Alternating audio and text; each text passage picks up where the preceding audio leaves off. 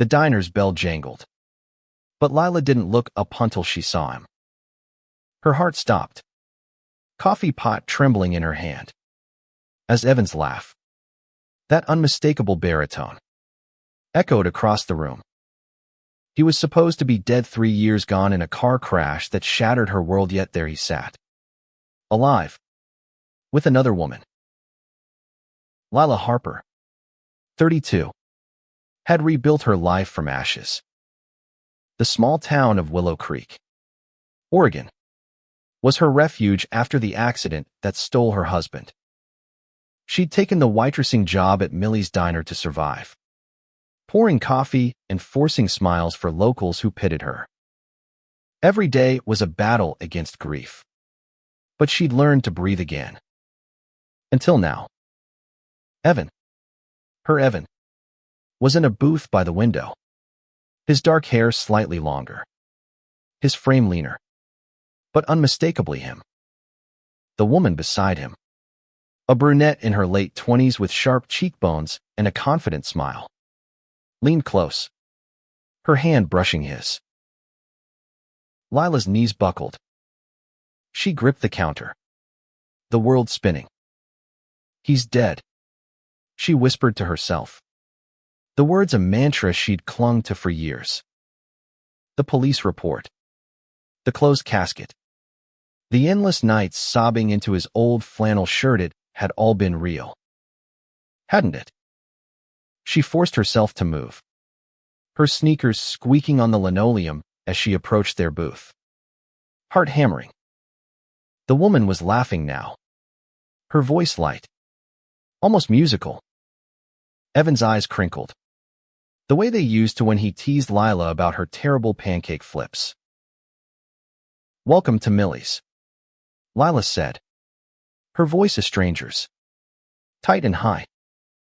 "Can I get you started?" She locked eyes with Evan, waiting for recognition, for guilt, for anything. But his gaze slid over her like she was invisible. A polite nod, all he offered. The woman ordered a latte, her voice dripping with city polish. Lila scribbled it down, her hand shaking. Was this a cruel joke? A doppelganger? Or had Evan faked his death? She retreated to the kitchen, her breath ragged. Millie, the diner's owner, a stout woman in her 60s with a no-nonsense stare, noticed. "You okay, hon? Look like you've seen a ghost."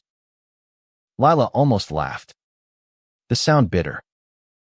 "Something like that," she muttered. She stole another glance at the booth. The woman was showing Evan something on her phone, their heads bent close. Lila's stomach twisted. She'd loved Evan since they were 17. High school sweethearts who dreamed of a quiet life. They'd married at 25, built a home, planned for kids. Then the crash. No body to bury. Just a mangled car and a police officer's grim face. Now, here he was, alive, laughing, untouched by the grief that had nearly destroyed her. Lila's mind raced. She needed answers. But how? Confront him. Follow him. She didn't even know the woman's name. As she poured their coffee, she studied them. The woman wore a sleek blazer, her nails manicured, her demeanor screaming wealth. Evan, though, looked different. His clothes were casual but expensive, not the worn jeans he used to love. And that scar on his cheek had always been there. The rest of her shift was a blur. Every time she passed their booth, her pulse spiked. She overheard snippets, the woman calling him James, not Evan, and mentioning a trip to Seattle. When they left, Lila's resolve hardened. She wouldn't let this go. She grabbed her coat, told Millie she was feeling sick, and followed them out. They climbed into a black SUV. The woman driving. Lila's old Honda sputtered to life, trailing them at a distance. Her hands gripped the wheel, knuckles white. This wasn't just about Evan anymore. This was about her truth, her pain, her life. They drove to a bed and breakfast on the edge of town, a quaint place with ivy-covered walls. Lila parked across the street, watching as they disappeared inside. Her mind churned with possibilities. Was Evan running from something? Someone? Was this woman his accomplice? His lover? Or both? She waited, the hours stretching, her breath fogging the car window. At dusk, they emerged, hand in hand, and Lila's heart cracked anew. She followed them to a nearby park, where they sat on a bench, the woman resting her head on his shoulder. Lila's chest ached, but she stayed hidden, her phone camera snapping blurry photos. Back home, Lila pored over the pictures, zooming in on Evan's face. The scar was new. She was sure of it. She dug through old boxes, pulling out photos from their marriage. No scar. Her fingers trembled as she opened her laptop, searching for James in Seattle, cross-referencing missing persons. Anything. Nothing matched. But one thing was clear, this man, whether Evan or not, was hiding something. And Lila was going to find out what. As midnight struck, she made a decision. Tomorrow, she'd confront him. She'd walk right up to that bed and breakfast, look him in the eye, and demand the truth. The thought terrified her. But the alternative living with this ghost was worse. She fell asleep, clutching his old flannel. The scent long gone, but the memories sharp as ever.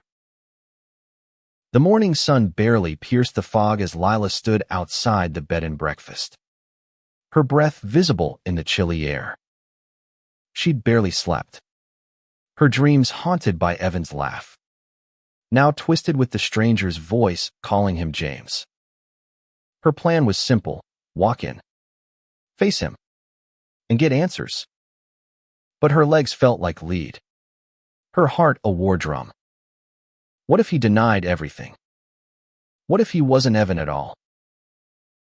She pushed through the door, the bell chiming softly. The lobby smelled of lavender and old wood, and a cheerful clerk greeted her. Looking for someone? The woman asked, her smile too bright for Lila's mood. Yeah, Lila said, her voice steady despite the storm inside. A couple checked in yesterday. Man about 35, dark hair, with a woman in a blazer. The clerk's smile faltered. We don't give out guest info, ma'am. Lila slid a 20 across the counter, her eyes pleading. The clerk hesitated, then whispered, Room 12, second floor. Lila's pulse roared as she climbed the stairs, each step a countdown.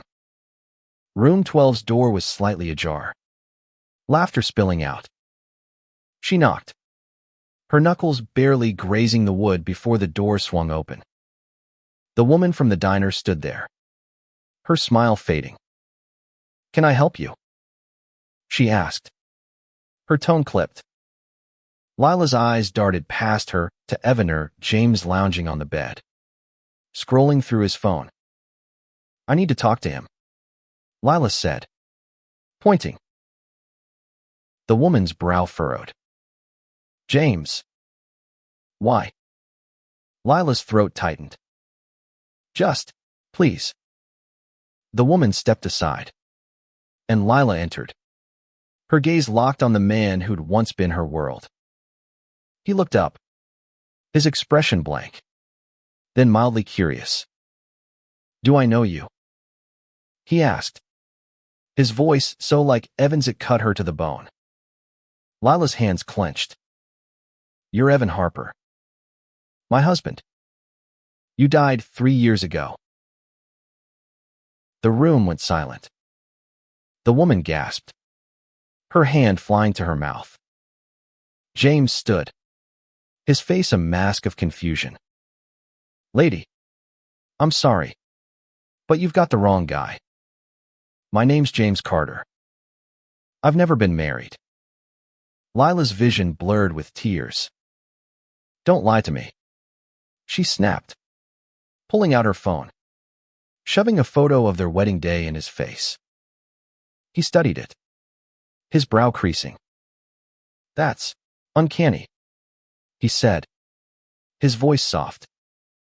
But I swear, I'm not him. The woman, who introduced herself as Claire, stepped between them. What's going on here? She demanded. Lila explained, her words tumbling out Evan's death. The crash. The years of grief. Claire's eyes softened, but James shook his head. I'm from Seattle. I've lived there my whole life. I don't know you. Lila's frustration boiled over. Then why do you look exactly like him? Same voice. Same laugh, everything. Claire touched James's arm, her expression torn. Maybe we should talk this out, she said.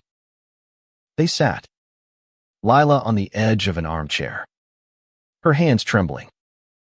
James told his story, a car accident 3 years ago. Memory loss. A long recovery. He'd been a drifter before that. No family. No ties.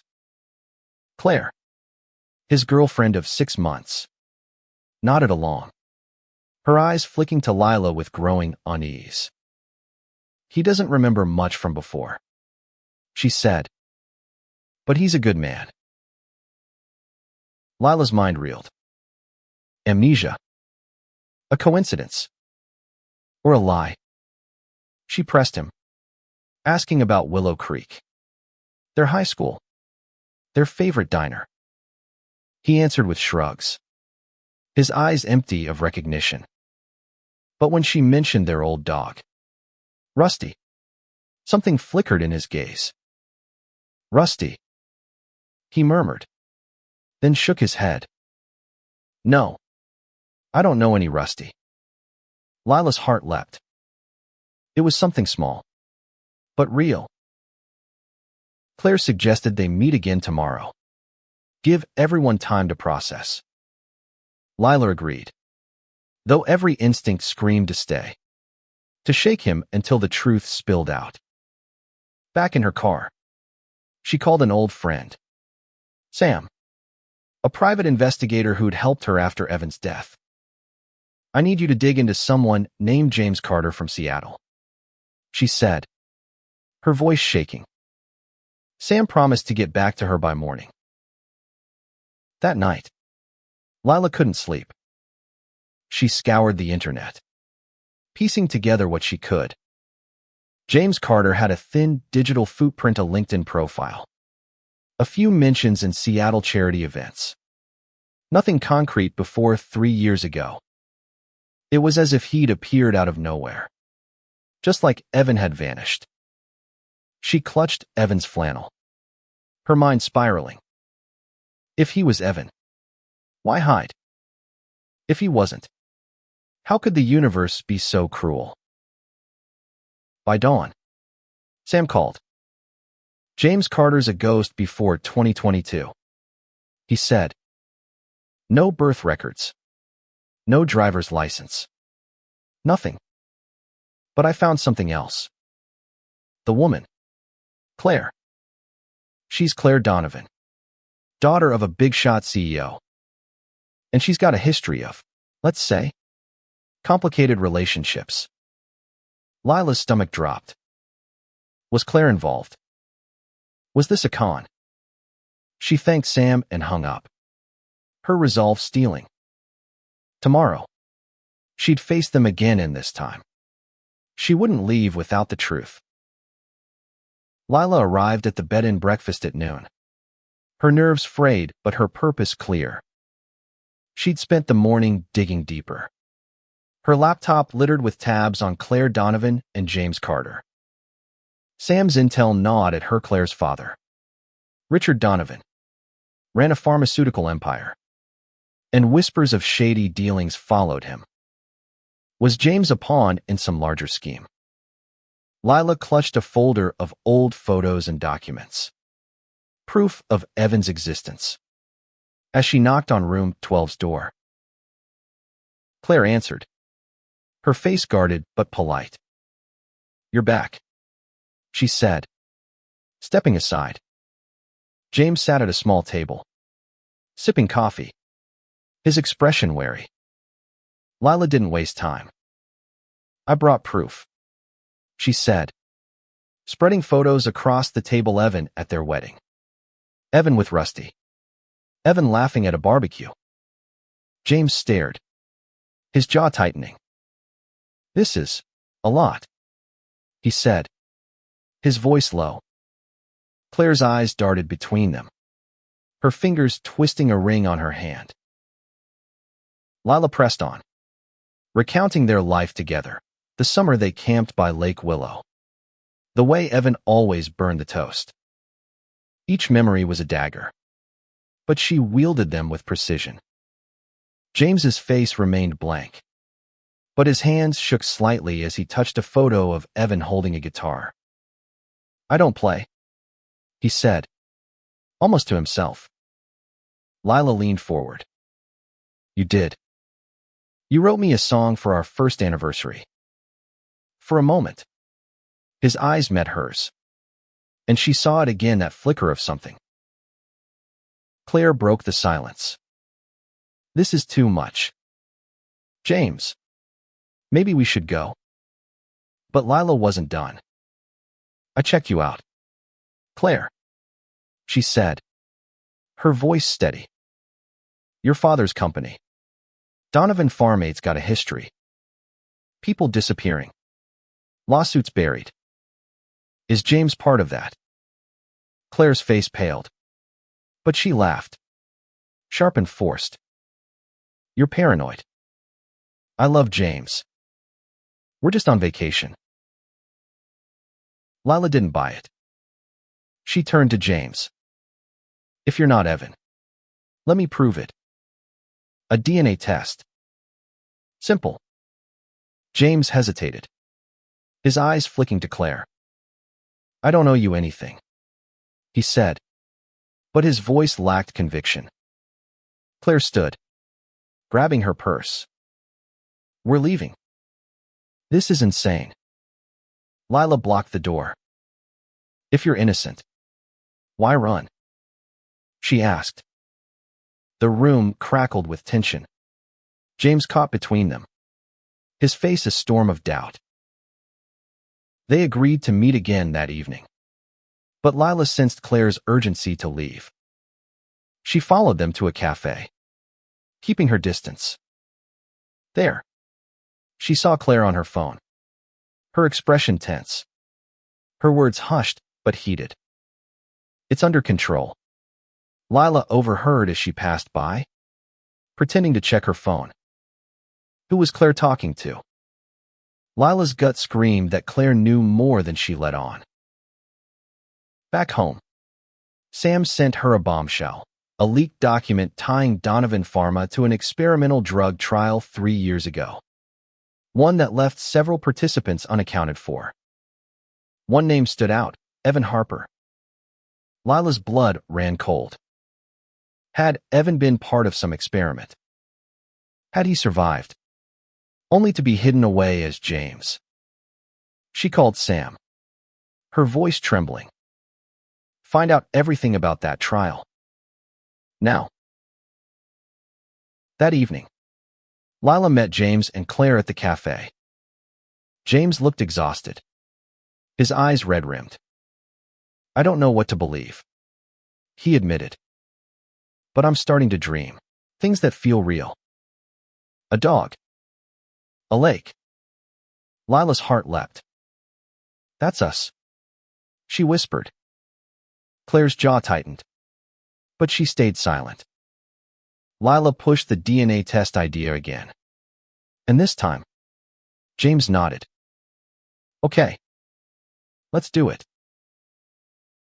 As they left, Lila noticed a man watching from a car across the street. He was older, in a suit, his face hard. She snapped a photo, her instincts screaming. Was he connected to Claire's father? To the trial? Lila drove home, her mind racing. She was close to the truth, but it felt like walking a tightrope over a pit. Whatever came next, she'd face it head-on for Evan, for herself, and for the life they'd lost. The DNA test was set for the next morning at a local clinic. A neutral ground Lila insisted on. She barely slept, her mind tangled in memories and questions. If James was Evan, why the lies? If he wasn't, how could she explain the dreams he'd mentioned Rusty? The lake, fragments of her life with Evan. She clutched the folder of photos, her lifeline to the truth. As she drove to the clinic, James arrived alone, his face pale, his hands shoved deep in his pockets. Claire's at the hotel, he said, avoiding Lila's gaze. She thinks this is a waste of time. Lila nodded, her stomach churning. Claire's absence felt like a warning, but she couldn't back down now. The nurse took their samples, Lila's from an old hairbrush of Evan's she'd kept, James's from a cheek swab. Results would take 48 hours. You'll stay in town, right? Lila asked, her voice sharp. James nodded, but his eyes were distant. After the clinic, Lila followed him to a park, where he sat alone on a bench, staring at the lake. She approached, sitting beside him. Do you feel it? She asked softly. Something familiar. James's jaw clenched. I don't know what I feel, he said. But last night, I dreamed of a woman singing. She sounded like you. Lila's breath caught. She'd sung to Evan during their camping trips, her voice shaky but earnest. What song? She asked. He hummed a few notes, her anniversary song. Tears stung her eyes. Before she could press further, her phone buzzed. Sam. That man you photographed. He's Richard Donovan's head of security. Victor Klein. Ex-military. Bad news. Be careful. Lila's heart raced. She glanced around, half expecting to see Klein lurking. James, she said. Who's Claire to you? Really? What's her father's deal? James frowned. She's my girlfriend. Her dad's just rich. Why? Lila hesitated, then showed him the leaked document about the drug trial. His face went white. Evan Harper. He read aloud, his voice shaking. This can't be me. But doubt clouded his eyes. Lila pressed. What if it is? What if they did something to you? James stood, pacing. I need to talk to Claire, he said, and walked off before Lila could stop him. She followed at a distance, watching him enter the bed and breakfast. Through a window, she saw him confront Claire, their voices raised. Claire's gestures were sharp, defensive. Lila's phone buzzed again, a text from Sam. Trial involved memory-altering drugs. Subjects vanished. Donovan covered it up. Lila's blood ran cold. Was Evan a victim of some twisted experiment? Had Claire known all along? That night, Lila staked out the hotel, her car hidden in the shadows. At 2 a.m., M. She saw Klein's car pull up. Claire got in, her face tense. Lila followed, her heart pounding. They drove to a warehouse on the outskirts of town, a place that screamed trouble. Lila parked far off, sneaking closer. Through a cracked window, she heard Claire arguing with Klein. She's getting too close. Claire snapped. If she keeps digging, it's over for all of us. Klein's voice was low, menacing. Then we handle her, like we handled the others. Lila's breath hitched. She backed away, her mind racing. Claire wasn't just involved, she was in deep. And James? Was he a victim or part of the lie? Lila drove home, her hands shaking. She needed the DNA results, but waiting felt like torture. She called Sam, begging for more on the trial. I'm working on it, he said. But Lila, don't do anything stupid. These people are dangerous. As dawn broke, Lila sat at her kitchen table, staring at Evan's photo. She was so close to answers, but the truth felt like a blade, sharp and unforgiving. Whatever came next, she'd face it for the man she'd loved, and for the life she deserved to reclaim. The wait for the DNA results was agony, each hour stretching Lila's nerves thinner. She stayed busy, working her shift at Millie's, her eyes scanning every customer for Klein or Claire. The diner felt like a trap now, its familiarity tainted by the secrets closing in. She kept her phone close, waiting for Sam's next update or the clinic's call. When her shift ended, she drove to the park, needing air, needing to think. That's when James found her. He looked haunted, his eyes red, his hands unsteady. I confronted Claire, he said, sitting beside her on the bench. She admitted her father's company ran trials. Said I was part of one. But she swears I'm not your husband. Lila's heart sank. What else did she say? James hesitated. She said the trial was for memory drugs. Some patients didn't make it. Others, like me, were given new identities. Lila's breath caught. New identities. So you could be Evan. James shook his head, but his voice wavered. I don't know. I don't remember anything before the accident. But Claire's scared. She said if we keep digging, people will get hurt. Lila's mind flashed to Klein, to the warehouse. She's right, she said, her voice low. I overheard her last night, with a man named Victor Klein. They're watching us. James's face paled. Klein. He's been around. Claire said he's just security. Security doesn't threaten to handle people. Lila snapped. She showed him the photo of Klein, the leaked document. Everything. James's hands shook as he read. This is insane, he whispered. If I'm Evan, why would they do this? What's the point? Lila leaned closer. Money. Power. Donovan Pharma's worth billions. If they were testing illegal drugs, they'd do anything to cover it up, including erasing you. James stood, pacing. I need to see Claire's files. She keeps a laptop in our room. There might be answers. Lila nodded, her pulse racing. I'm coming with you. They drove to the bed and breakfast, the tension between them electric.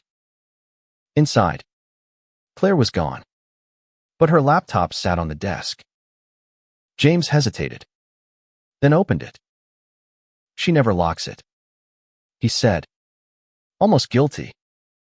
Lila stood watch at the window as he searched. He found encrypted files labeled Project Mnemosyne. Lila's stomach twisted. Mnemosyne, the Greek goddess of memory. James's hands froze. There's a file with my name, he said, his voice barely audible. He opened it, revealing medical records, subject 47. Male, 32. Administered negative 7 Malawian kwaches. Memory suppression successful. Relocated to Seattle. Identity reassigned, James Carter. Lila's knees buckled. That's you, she whispered. That's Evan. Before they could read more, the door burst open. Claire stood there, her face a mix of fury and fear. What are you doing? She shouted. James stood, holding the laptop. Is this true? Claire. Am I him? Claire's eyes darted to Lila, then back to James. You don't understand, she said, her voice breaking. They'll kill us if this gets out. Lila stepped forward. Who's they? Your father. Klein. Claire's silence was answer enough. James slammed the laptop shut. I'm done with lies, he said. I'm getting that DNA test result tomorrow, and then I'm going to the police. Claire grabbed his arm. You can't. You don't know what they're capable of. Lila saw the desperation in Claire's eyes and something else. Guilt. You knew, Lila said. You knew he was Evan, and you kept him from me. Claire's face crumpled, but she didn't deny it. They left Claire in the room, her pleas echoing behind them. In the car, James was silent, his hands gripping the wheel. If I'm him, he said finally, I'm sorry for everything you went through. Lila's throat tightened. Just help me find the truth, she said. As they drove, Lila's phone buzzed the clinic. The results were in. Her heart pounded. Tomorrow, she'd know. But deep down, she already did. The clinic's waiting room was sterile, the hum of fluorescent lights amplifying Lila's nerves. James sat beside her, his knee bouncing, his face a mask of dread. The DNA results were coming any minute. And with them, the truther a new kind of hell. Lila's mind replayed the laptop files, subject 47. Memory suppression. Reassigned identity. If James was Evan, Donovan Pharma had stolen him, rewritten him. If he wasn't, she didn't know how to live with that. The nurse called them in. Lila's hands shook as she took the envelope. Her eyes locked on James. He nodded, and she tore it open. 99. 9% match, the nurse said. The samples are from the same person. Lila's world tilted. James was Evan, her husband, alive, sitting inches away. She reached for him, but he flinched, his face crumpling. I don't feel like him, he whispered. Lila's heart broke, but she grabbed his hand. You are, and we're going to fix this. They drove to Lila's house, the silence heavy. James advanced out the window, grappling with a truth he couldn't feel. Lila called Sam, her voice urgent. It's him. Evan's alive. Donovan Pharma did this. Sam cursed. I found more. The trial wasn't just memory drugs, it was about control. They tested on people no one would miss. Evan must have been one. Lila's stomach churned. What about Claire? Sam hesitated. She's been funneling money to Klein. She's deeper in this than you think. Lila glanced at Evan, who was studying an old photo of them on her mantle. I remember this, he said softly, touching the frame.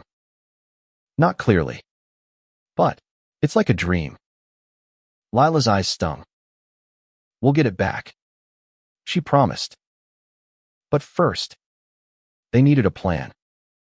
Going to the police was risky. Donovan's reach was long. They needed evidence. Something undeniable. The laptop, Evan said suddenly. If we can get those files to the right people. They agreed to confront Claire again. But when they reached the bed and breakfast, her room was empty. The laptop was gone. The bed neatly made, as if she'd never been there. Lila's heart sank. She's running, she said. Evan's jaw tightened. Where they took her. They searched the room, finding nothing but a business card tucked under the pillow. Victor Klein, security consultant. Lila's blood ran cold. We need to move, she said. Now. Sam met them at a diner across town, his laptop open. I hacked into Donovan Pharma's servers, he said, his voice low. The trial date is there, but it's encrypted. I need time. Lila glanced at Evan, who looked lost, his hands clenched. We don't have time, she said. Klein's watching us. Sam nodded. Then we go public. Leak what we have to a journalist I know. It's our best shot. As they planned, Lila's phone buzzed a text from an unknown number. Stop digging, or you're next. Her hands shook, but she showed Evan. His eyes hardened. They took my life, he said. I'm not letting them take yours. Lila felt a surge of hope. This was Evan fighting through the fog. They decided to meet Sam's journalist contact that night, a woman named Rachel who'd exposed corporate scandals before. At the meeting, in a dimly lit bar, Rachel listened, her eyes sharp. This is huge, she said, scanning the leaked document. But we need more. Can you get me those files? Lila nodded, though her gut twisted. Getting the laptop meant finding Claire and facing Klein. As they left, Evan grabbed her hand. I don't know who I am, he said, but I know I don't want you hurt. Lila squeezed his hand, her heart aching. We're in this together, she said. Back home, Lila found a note slipped under her door. Warehouse. Midnight. Come alone.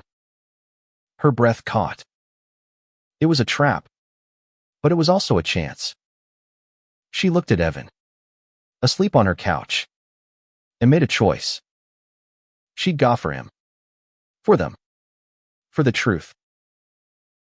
Lila parked a block from the warehouse, her heart pounding as she gripped a flashlight and a pocket knife, meager defenses against whatever awaited. The note burned in her mind. Come alone. She hadn't told Evan, knowing he'd try to stop her. This was her fight now. For the man she'd loved and the truth they both deserved. The warehouse loomed, its rusted walls lit by a flickering street lamp. She slipped inside, the air thick with dust and oil. Claire stood in the shadows, her face pale, the laptop clutched to her chest. You shouldn't be here, she whispered, her eyes darting to the darkness. Lila stepped closer, her voice low. Give me the files. Claire. It's over. Claire shook her head, tears falling. You don't get it. My father will kill me. He killed the others. Lila's blood ran cold. Others? Like Evan. Claire nodded, her voice breaking. They were test subjects. Disposable. But Evan, he was different. He fought back. Before Lila could respond, a shadow moved Klein, his gun glinting. Enough. He growled. Hand it over. Claire. Lila's heart raced, but she stepped between them, her knife raised. Back off, she said, her voice steady despite her fear. Klein laughed, cold and hollow. You're out of your depth. Waitress. Claire's hands shook, but she held the laptop tighter. I'm done covering for him, she said, her voice rising. I loved James Evan, but I didn't know they'd do this. Klein lunged, but Lila was faster, shoving Claire aside. The laptop fell, skidding across the floor. Lila dove for it, her fingers closing around it as Klein grabbed her arm. She swung the knife, catching his wrist. He cursed, releasing her, and she scrambled back, clutching the laptop. Claire screamed. Run. Lila bolted, Klein's footsteps thundering behind her. She reached her car, locking the doors as he pounded on the window. Tires screeched as she sped away, the laptop on the passenger seat. Back home, she found Evan awake, his face pale. Where were you? He demanded. Lila told him everything, her hands shaking as she opened the laptop. The files were their names, dates, proof of Donovan's crimes. Evan's eyes darkened as he read his own file, Subject 47. Terminated post-trial. Identity reassigned. He slammed the laptop shut. They tried to erase me, he said, his voice raw. Lila touched his arm. But they didn't. You're here. They sent the files to Rachel, who promised a story that would blow Donovan Pharma apart. But Lila knew it wasn't over. Klein was still out there, and Claire's words echoed, he'll kill me. Lila and Evan moved to a motel, staying low. Sam called, his voice grim. Rachel's running the story tomorrow, but Donovan's people are moving fast. Stay hidden. That night, Evan sat beside Lila, his hand in hers. If I'm him, he said, I'm sorry I left you. Lila's eyes stung. You didn't leave. They took you. She showed him more photos, told him stories of their life, hoping to spark something. He listened, his eyes softening. I want to remember, he said. For you. Lila's heart ached, but she smiled. We'll get there. As dawn broke, Rachel called. The story's live. Donovan's assets are frozen. Klein's been arrested. But Claire's missing. Lila's stomach dropped. Claire had betrayed her father, but she'd also loved Evan in her own way. Lila looked at Evan, his face torn between relief and guilt. We need to find her, he said. Lila nodded. This wasn't just about them, Anna Marie, it was about justice. For everyone Donovan had hurt. The news broke like a tidal wave. Rachel's article, backed by the leaked files, exposed Donovan Pharma's illegal trials, naming Evan among dozens of victims. The FBI raided Donovan's offices, and Richard Donovan was arrested, his empire crumbling.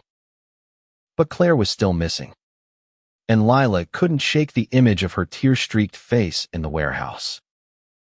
She and Evan stayed at the motel, watching the headlines, waiting for the other shoe to drop. Evan was quieter now, grappling with his fractured identity. Lila watched him, her heart torn between hope and grief. He was Evan, but not the Evan she'd known. The DNA confirmed it, but his memories were a patchwork, glimpses of their life surfacing in dreams. "I see you sometimes," he told her one night, his voice soft, singing by a fire, laughing. "It feels real." Lila smiled, tears falling. It was real. And we'll make more. They searched for Claire, following Sam's leads. He traced her to a safe house in Portland. But when they arrived, it was empty, save for a note in Claire's handwriting. "I'm sorry. I loved him, too." Lila's chest tightened. Claire had been complicit, but she'd also risked everything to help them. Evan read the note, his face unreadable. "She tried to protect me," he said, in her own way. Days later, Sam called with news. Claire had turned herself in, offering testimony against her father in exchange for protection. She'd confirmed everything: Evan's abduction, the memory drugs, the cover-up. She'd fallen for Evan, unaware of his past, until Lila's arrival forced the truth. "She's cooperating," Sam said. "But she's broken. She loved him." Lila nodded, her throat tight. Love was messy, complicated, but it had led them all here.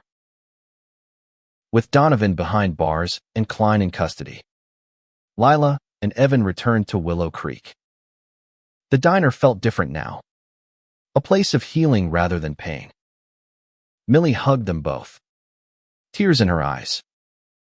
"You're a fighter, hon," she told Lila.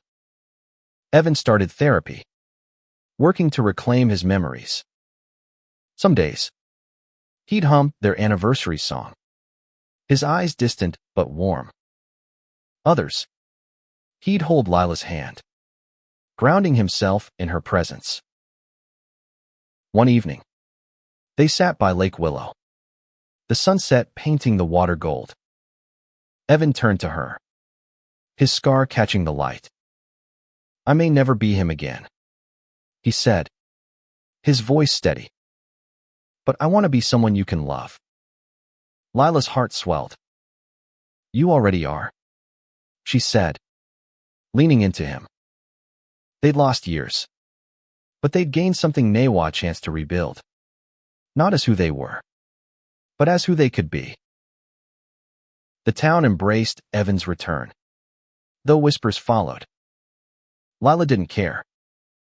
She'd faced the impossible, uncovered a conspiracy, and found her husband not the one she'd lost, but the one who'd fought to come back.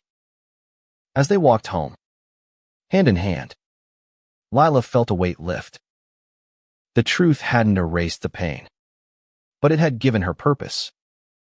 Love, she realized, wasn't just in memory as it was in the choice to keep going. Together. Years later, they'd tell their story not of a perfect love, but of a real one, forged in loss and redemption. And in the quiet moments, when Evan sang her song, Lila knew they'd won more than justice. They'd won each other.